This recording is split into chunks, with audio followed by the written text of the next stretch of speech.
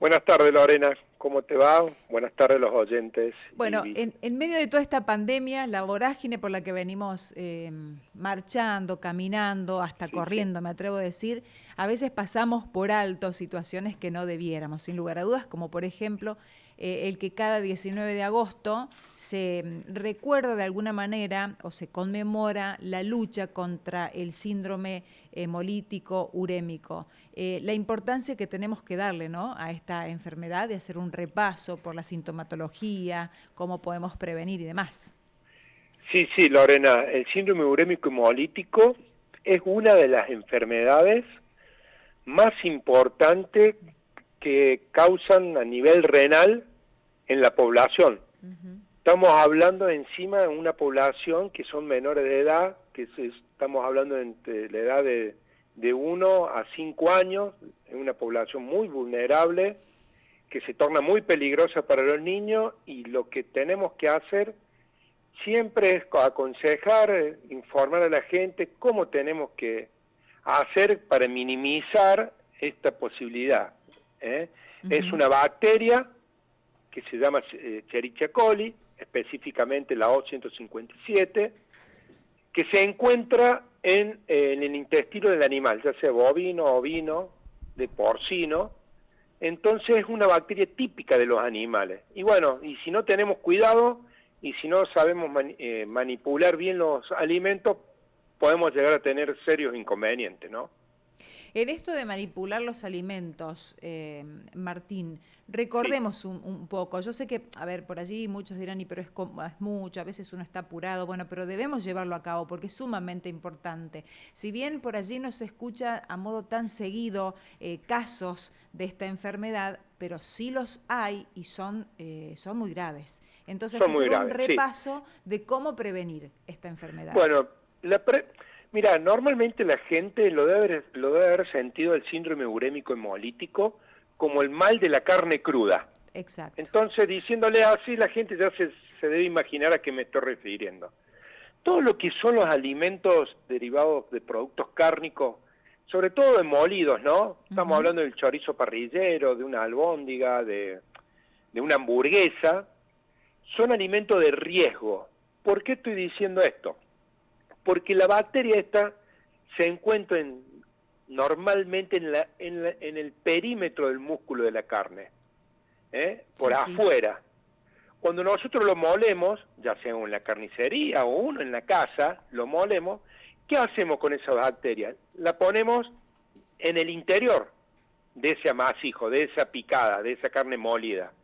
Y si después nosotros al cocinar no la cocinamos bien, la temperatura no llega al medio, o del chorizo, o de la hamburguesa, o de lo que sea, no mata la bacteria, y ahí es donde aparecen los problemas. La bacteria muere a los 70 grados, 65, 70 grados, no, muere, no hay problema.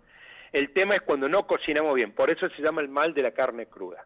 Y es un Exacto. síndrome urémico hemolítico porque acá tenemos el problema, ocasiona problemas en la urea, a nivel renal y hemolítico. Entonces, por eso el paciente empieza con una diarrea, después empieza una diarrea sanguinolenta, Ujú. aparecen fiebres, vómitos, y bueno, entonces ahí es donde necesitamos una atención bien firme, porque si no lo tratamos bien, el paciente puede llegar a tener problemas renales para toda su vida y diálisis, ¿no? Bueno, es increíble porque la modalidad de prevención es muy, pero muy simple. Yo creo que hay que tener Sencilla. mucha atención y constancia en esto. Claro, mira, hará 4 o 5 años atrás un cubano vino a dar una charla a Córdoba Capital, yo fui invitado a participar, y el cubano nos decía que la única herramienta que teníamos es concientizar a la gente que cocine bien los alimentos. Más allá que también tenemos que lavarnos bien las manos, más Exacto. allá que tenemos que lavar bien los utensilios de cocina, de consumir agua potable, de no consumir lácteos que no son pasteurizados. ¿Por qué? Porque al final de la cadena, el último eslabón, somos nosotros adentro de casa, donde tenemos esa herramienta fundamental, Lorena, que es la cocción. Entonces, Exacto.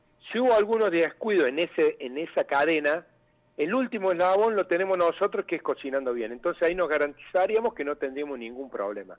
Cuando yo digo lavar los utensilios, Lorena, me refiero a que si nosotros vamos a estar tocando carne cruda, nos lavemos las manos para después tocar la lechuga y tomate para hacer una ensalada, porque si no estamos llevando la bacteria esta que está en la carne cruda, la estamos llevando a una ensalada. ¿Está? Ese es el ejemplo que quiero dar, que es lo más sencillo y lo más rápido que la gente la pueda entender. Perfecto. Y es necesario, digamos, este ejemplo tan simple, pero es sumamente necesario. Bueno, uno puede leer a través de comunicados, referentes, desde la Organización Mundial de la Salud, que lamentablemente esta enfermedad tiene un índice muy elevado en nuestro país. Y me parece, Martín, que a veces, como no es habitual conocer casos, no es tan frecuente, no es tan común, puede que la gente a lo mejor se relaje un poco más en estas medidas que debemos tomar a modo de prevención.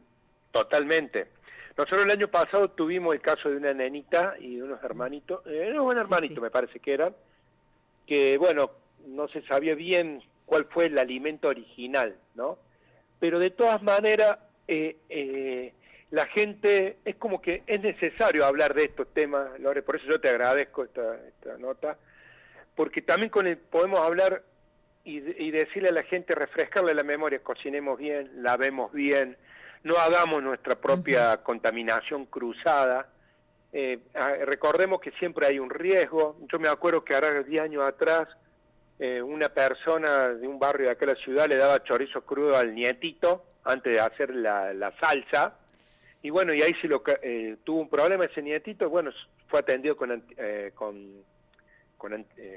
tiempo, entonces no sufrió mayores problemas. Pero el tema es que pueden quedar secuelas para toda la vida, Lore. Estamos hablando de que son niños hasta 5 o 6 años y que después ya de ahí para adelante pueden tener problemas renales si no es tratado con tiempo. No estoy diciendo que el que tenga síndrome urémico hemolítico va a tener problemas renales siempre, sino que cuando no es tratado con tiempo puede tener secuelas para toda la vida. Imagínate, y con tan solo que es cocinar y lavarnos bien las manos o lavar bien los utensilios, nada más que eso. Bueno, recordar también que si bien el 19 de agosto de cada año el Día Nacional de la Lucha contra el Síndrome Urémico Hemolítico. Exacto, se establece esta fecha con un porqué que ya conocemos y demás, ¿no? Porque recuerda el nacimiento del doctor Carlos Gianantonio, maestro de la pediatría argentina, pero que esto es una temática como tantas otras enfermedades que tenemos que estar presente a diario. Es así, Martín, ¿no?